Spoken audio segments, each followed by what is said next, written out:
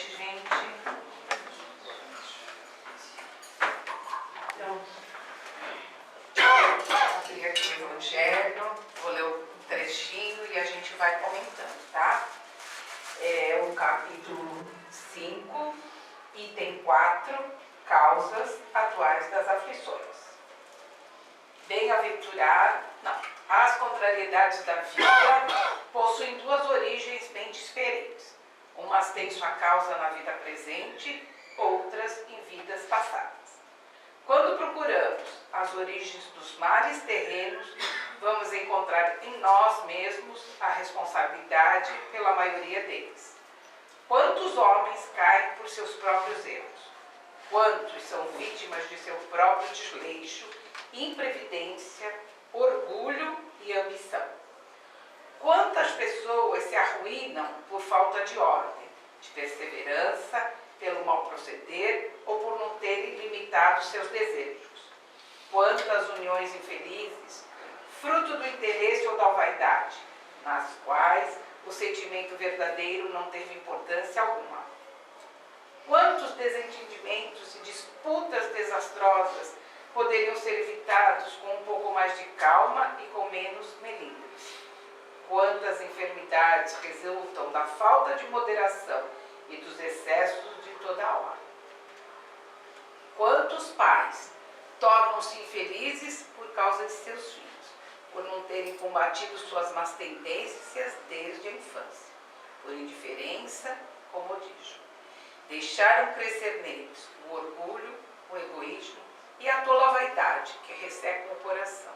Mais tarde, ao colherem o que semearam, ficam espantados e aflitos com a falta de respeito e a ingratidão dos filhos. Na maioria das vezes, todos os males que fazem o homem sofrer pelo coração têm sua origem no próprio mal proceder. Ao examinar sua consciência, talvez ele possa dizer: se eu tivesse feito ou deixado de fazer tal coisa, não estaria agora nessa situação. O homem, normalmente, é o autor de seus próprios infortúnios, mas em vez de reconhecer isso, acha mais fácil e menos humilhante para a sua vaidade colocar a culpa na sorte, na providência ou na sua má estrela, quando na verdade a má estrela é a sua própria negligência. Os males dessa natureza constituem seguramente a grande maioria das contrariedades da vida, e o homem os evitará quando trabalhará para o seu aperfeiçoamento moral e intelectual. Gente, olha, esse evangelho de hoje,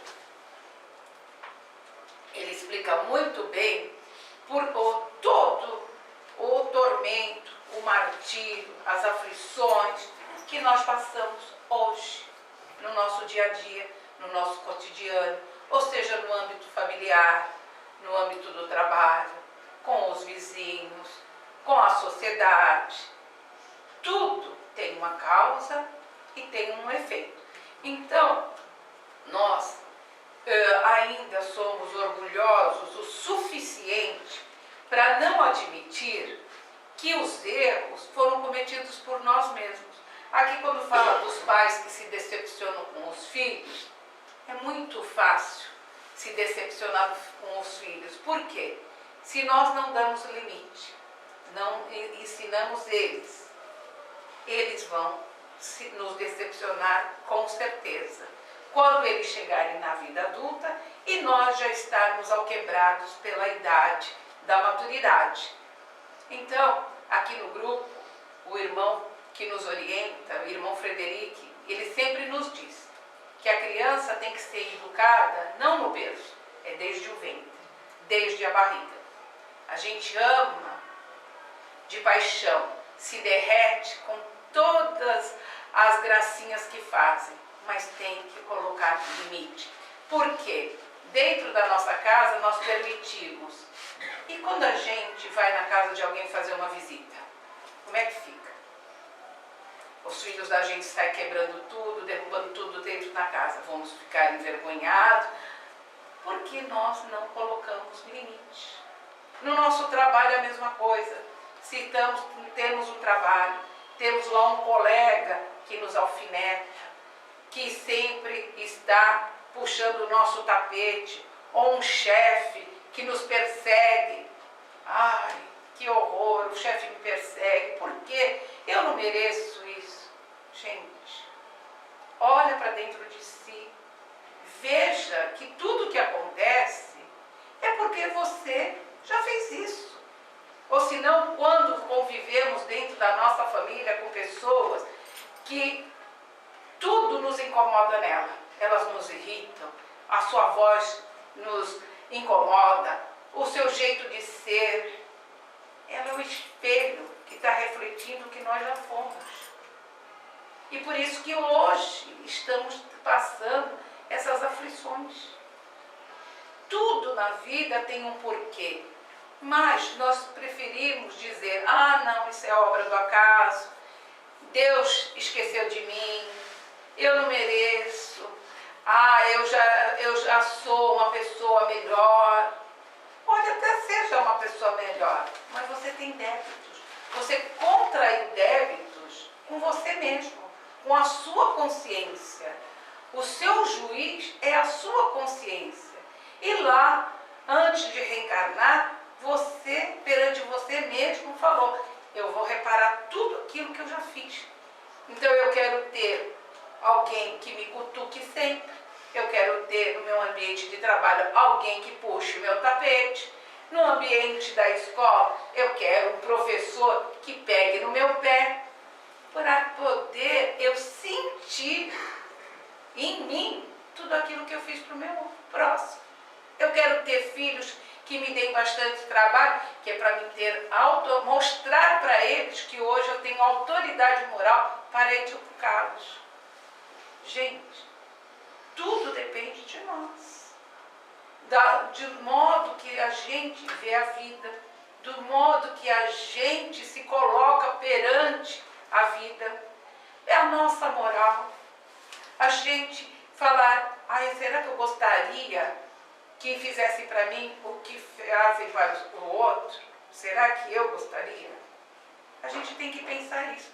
Porque no nosso dia a dia, a gente às vezes se pega tendo atitudes ainda que não são mais para nós termos. Ou seja, se alguém estaciona na porta da nossa garagem, a gente já fica irritado, porque a garagem é minha, sou eu que pago o IPTU, vou chamar o CT.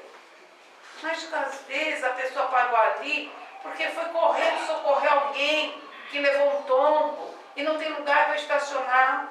Ou uma mãe que tirou a criança para levar dentro da escola. A gente não sabe, né? Será que a gente não pode ter um pouquinho de tolerância com isso? Ou quando a gente vai no ônibus, alguém passa e dá aquele encontrão na gente que quase leva nossa roupa junto, né? Gente, às vezes a pessoa vem atormentada, está cansada num dia de luta árdua. E às vezes a gente não, foi dar uma volta, foi passear, pegou o ônibus na hora errada, porque se não quer entrar no ônibus cheio, não sai no horário de pico. E aí quando a pessoa passa, quando eu passar por ele, eu vou dar um chute, vou pisar no pé. Gente, nós ainda temos esse ranço de dar o troco. Mas olha, gente, isso não era no tempo de Moisés? Que ele falava olho por olho, dente por dente? Por quê? Porque ele teve que colocar essa lei, porque era um povo muito, mas muito rebelde. E eles viviam naquele toma lá da cá. Mas nós, gente, nós já não somos mais do tempo de Moisés. Nós somos do tempo de Jesus. Nós somos do tempo de oferecer a outra face. Mas se você acha que eu vou dar minha cara a bater? Gente, é o sentido figurado. Oferecer a outra face é você ser gentil. É quando a pessoa passar por você, mesmo que ela não fala desculpa, que Deus desculpe essa pessoa. Quando alguém responde mal para você, não está num bom dia hoje, deve estar com problemas na família, com problema de saúde. É a gente relevar. A gente não quer melhorar, a gente não quer ter uma vida melhor, a gente não quer ser uma criatura melhor. Não é essa a proposta que nós fizemos para nós mesmos? E quando a gente vai perceber que melhorou? Quando a gente quiser dar o troco? Se eu dou o troco, eu não melhorei e eu sou igual. Então eu não posso reclamar. Porque eu estou no mesmo nível daquela pessoa. As pessoas falam, mas isso aí é ser bobo, é ser otário, é ser trouxa. Cada um classifique como queira. Isso daí é o problema da pessoa que rotula você. O importante é você estar bem com a tua consciência. Se os outros acham que você é tudo isso, deixa pensar. Deixa pensar. É quando a gente faz uma oração por alguém que nos quer mal, que nos prejudicou na vida, que fez nós derramarmos lágrimas. É difícil. Mas, será que eu também já não fiz alguém derramar lágrimas? Será que eu também já não prejudiquei? Eu não caluniei? Tudo tem uma explicação. Então, quando, na nossa vida atual, nós temos todas as coisas que dão trabalho para a gente, né? Que são o que a gente fala, as nossas provas. Muita gente fala, é o meu karma. Gente, são as provas. O karma é outra coisa. As provas são aquelas que a gente não pode fugir, mas a gente pode passar por ela mais suavemente. Porque fomos nós que quisemos passar essa prova. Porque quando a gente passa uma prova, na hora dói muito. É difícil quando a gente perde um ente querido, quando a gente luta contra uma doença, quando a gente perde um emprego, tem dificuldades financeiras. É muito difícil. Mas lá dentro da gente tem uma coisa que fala, vai, vai, vai. E a pessoa luta, luta, luta e passa aquilo. Ela vence. E aí depois que ela passa aquela tribulação, aquela prova, passa um tempinho, ela fala, olha, foi difícil, mas não foi tão difícil assim, eu consegui passar. Na hora é difícil. É igual quando a gente estava na escola, que a gente ia fazer a prova lá, que os professores nos davam. A gente estudava, chegava lá, olhava e falava, não sei nada. Mas aí a gente voltava a olhar, isso aqui eu acho que eu me lembro. Quando via, a gente fazia lá a prova. Podia não tirar 10, mas podia tirar uns 5. Alguma coisa a gente sabia. E assim é na nossa vida. E assim é que a gente tem que tratar a vida. E não nos desesperarmos, não nos maldizermos, que muitas pessoas têm esse péssimo hábito de se maldizer. Gente, nós temos que nos bendizer, pedir proteção para Deus, para Jesus, pelo nosso anjo guardião, pelo nosso mentor espiritual. Temos que todos os dias, quando abrimos os olhos para a vida, agradecer por mais um dia e pedir força para enfrentar aquele dia. Porque até o último minuto do dia, a gente não sabe o que nos espera. Temos dias maravilhosos, temos dias mais ou menos, temos dias muito difíceis, mas no dia seguinte, o sol vai nascer, as 24 horas vão passar e a gente vai ter que encarar, porque a vida não para. E aqueles que perecem, que não conseguem passar aquela prova, eles vão ter novas oportunidades, mas que eles possam passar isso sem revolta, sem achar que não merecem, porque ninguém passa aquilo que não merece. Ninguém sofre pelo outro, ninguém carrega a cruz do outro. Cada um carrega a sua cruz.